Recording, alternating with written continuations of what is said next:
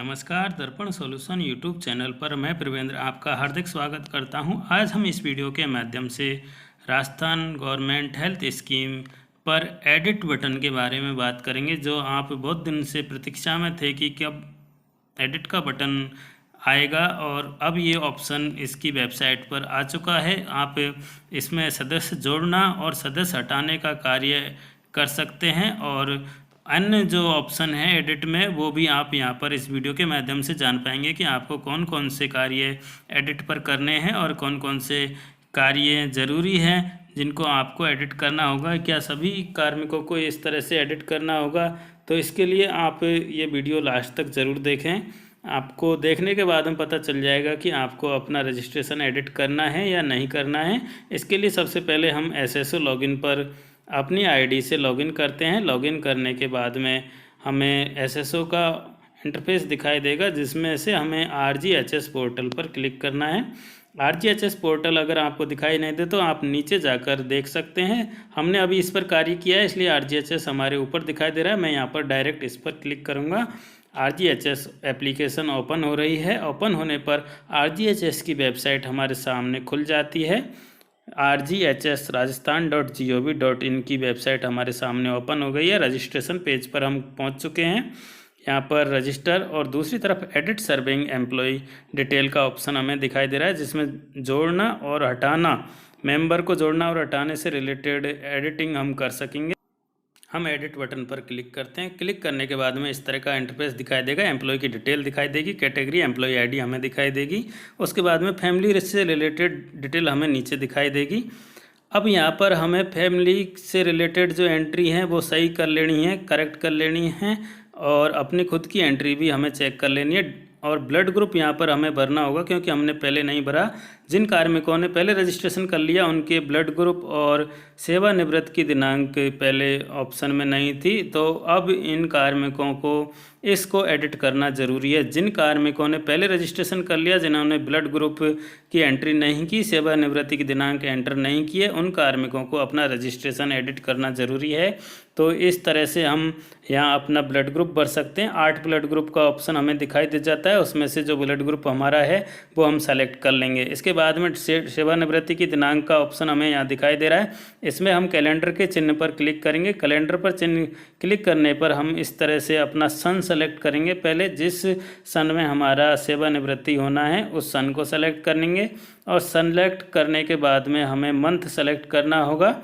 इस तरह से आप देख लें कब कौन से महीने में आपका रिटायरमेंट की डेट है। उसके बाद डेट सेलेक्ट करने के बाद में उसका महीना सेलेक्ट कर लें। महीना सेलेक्ट करने के बाद में उसकी लास्ट डेट जो है वो आप सेलेक्ट कर सकते हैं। इस तरह से हमारा ये डेट दिखाई दे रही है। महीना सबसे पहले है, उसके बाद डेट है, डेट के बाद सन हमें दिखाई दे जाएगी। तो ये जो कार्मिक है उसकी डिटेल अपडेट हो गई है। उसके बाद में सदस्य की डिटेल हमें अपडेट करनी है या देखनी है। तो यहाँ पर ये लॉक दिखाई दे रहा है, आपको ये इस तरह से लॉक दिखाई दे रहा है। तो आप इस रिलेशन वाले ऑप्शन में सबसे ऊपर वाला सेलेक्ट रिलेशन सेलेक्ट कर लें एक बार, और उसके बाद में आप यहाँ की जो एंट्री अगर आपको कुछ गलत दिखाई दे रहा है तो उसको एडिट कर लें।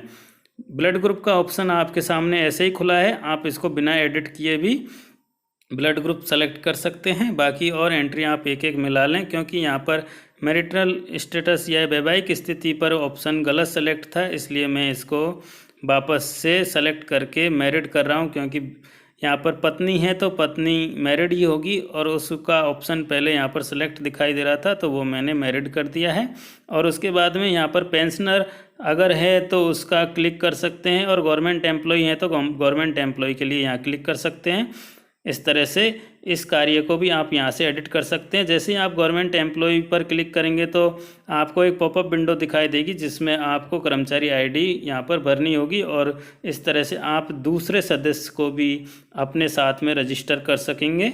इस तरह से मैंने पहले भी एक वीडियो बनाया था जिसमें कर्मचारी दोनों पति पत्नी कर्मचारी हैं तो उनको एक साथ में रजिस्ट्रेशन करने की प्रोसेस भी मैंने आपको बताई थी। तो इस तरह से अगर आपने पहले यहाँ पर रजिस्ट्रेशन नहीं किया है तो अब एडिट करके आप दोनों पति पत्नियों का एक जगह ही रजिस्ट्रेशन कर सकते हैं। अलग अलग रजिस्ट्रेशन करने की आपको ज़रूरत नहीं होगी। यहाँ पर आप गवर्नमेंट एम्प्लॉय के सामने चेक बॉक्स पर क्लिक करेंगे, और क्लिक करने के बाद में कर्मचारी आईडी से उसको वेरीफाई करके आप एक ही कार्ड में दोनों नामों को जोड़ सकते हैं। इस तरह से आप रजिस्ट्रेशन कर सकते हैं। अगर आपके परिवार में किसी सदस्य को आप जोड़ना हटाना चाहते हैं तो उससे संबंधित रिलेशन आप सेलेक्ट करेंगे और रिलेशन सेलेक्ट करने के बाद में उससे संबंधित जो डिटेल हैं वो भी आप यहाँ पर अपडेट करेंगे। कार्मिक एवं सदस्यों की डिटेल अच्छे से चेक करने के बाद में आप नीचे की तरफ जाकर डिटेल चेक कर लें। यहाँ पर निर्देश दिए गए हैं, उन निर्देशों को अच्छे से पढ़ लें। यहाँ पर लिखा हुआ है कि यदि आपके परिवार के विवरण में कोई परिवर्तन किया है तो कृपया पात्र सदस्यों की सूची देखने के लिए आप कंटिन्यू बटन पर क्लिक करें। और दूसरा है कि यदि आपके पति पत्नी सरकारी कर्मचारी पेंशनर है तो कृपया चेक अनचेक बॉक्स द्वारा अपने पति पत्नी को सरकारी कर्मचारी पेंशनर होने का विवरण को सत्यापित करें। यानी कि आप वहाँ चेक बॉक्स पर जब क्लिक करेंगे तो अगर सरकारी कर्मचारी के चेक बॉक्स पर क्लिक करेंगे तो सेवारत होने के लिए कर्मचारी आईडी का सत्यापन करना ज़रूरी है। इसी तरह से पेंशनर होने पर पीपीओ नंबर का सत्यापन करना ज़रूरी है। तो ये दोनों कार्य वहाँ चेक बॉक्स पर क्लिक करने के दौरान पॉपअप विंडो पर किए जा सकेंगे।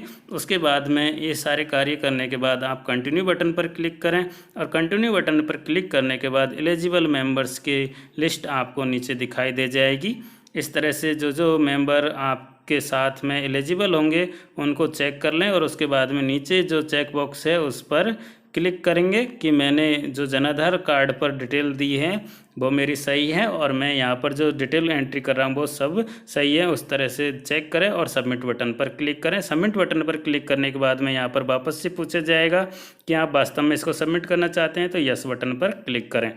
जैसे ही यस पर क्लिक करेंगे यहाँ पर लिखा हुआ दिखाई देगा you have successfully edited registration detail, यानी कि आपने सफलतापूर्वक अपने रजिस्ट्रेशन की जो डिटेल थी वो कंप्लीट कर ली है, यानी कि सक्सेसफुली एडिट हो चुका है। और facility of downloading of e card will be commencing soon, यानी कि बहुत जल्दी आपके डाउनलोड करने की फैसिलिटी यहाँ पर उपलब्ध हो जाएगी। इस तरह से हमने एडिटिंग का कार्य कंप्लीट कर लिया है और किस किस तरह से एडिट करना है, कौन कौन सी चीज़ें एडिट कर सकते हैं, ये सारी जानकारी हमने जान ली है। एक बार हम वापस से भी चेक करना चाहें कि हमने एडिट जो किया है वो कार्य हुआ या नहीं, तो हम वापस एडिट बटन पर क्लिक करेंगे और वापस से एक एक सदस्य की एंट्री चेक कर लेंगे। देखने के बाद में हमें दिखाई दे जाएगा कि हमने जो एडिटिंग की है वो हुई है या नहीं, हमने जो ब्लड ग्रुप भरा है वो दिखाई दे रहा है या नहीं दिखाई दे रहा। इस तरह से हम अपनी एंट्री चेक कर सकते हैं। चेक करने के बाद में अगर कुछ गलत है तो उसको वापस से कंटिन्यू बटन पर क्लिक कर दोबारा से हमारी एंट्री कंप्लीट कर सकते हैं। और यहाँ पर हम कितनी भी बार एडिट कर सकते हैं, लेकिन आशा यही रहेगी कि आप एक बार में ही सारा काम कर लें, बार बार में परेशान होने की ज़रूरत नहीं पड़े। एक बार में ही अपना कार्य करें और अपना रजिस्ट्रेशन कंप्लीट करें। अगर आपने पहले ब्लड ग्रुप और सेवानिवृत्त की दिनांक नहीं भरी है तो आप ज़रूर से ज़रूर एडिट कर लें। आशा करता हूँ आपको वीडियो पसंद आया होगा। पसंद आया तो लाइक करें, कमेंट करें और शेयर ज़रूर करें। बहुत बहुत धन्यवाद।